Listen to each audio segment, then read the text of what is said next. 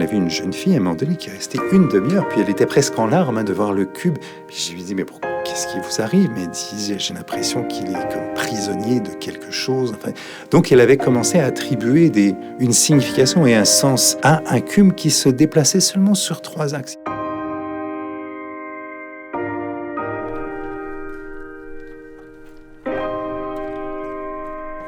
Le projet Aérostabile est un projet qui consiste à développer un ensemble de formes géométriques qui flottent dans l'atmosphère et qui sont susceptibles de développer des comportements, soit par réaction-interaction, soit par apprentissage. J'étais étudiant au MIT à Cambridge, aux États-Unis, dont les bâtiments sont d'énormes bâtiments très néoclassiques.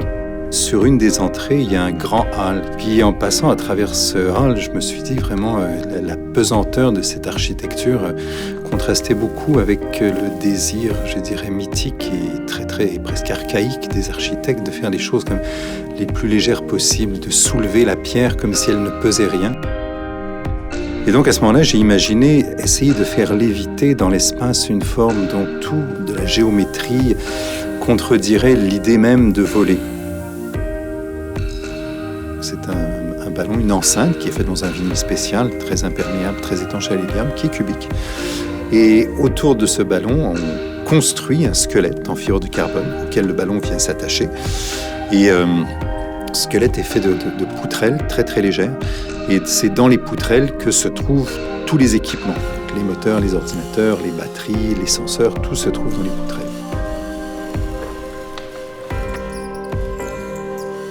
On a développé essentiellement de nouveaux modes de pilotage.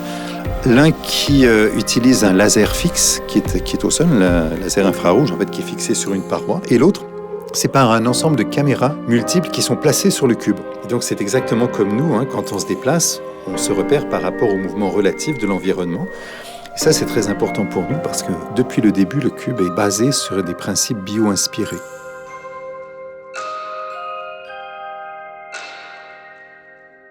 Et donc, quand les gens ont commencé à regarder cet objet, il y avait évidemment l'idée de la masse qui flottait, mais s'est greffée à cette image l'idée d'un organisme biologique, malgré le fait que l'objet ne soit ni anthropomorphique ni biomorphique, qui ressemble à rien de vivant.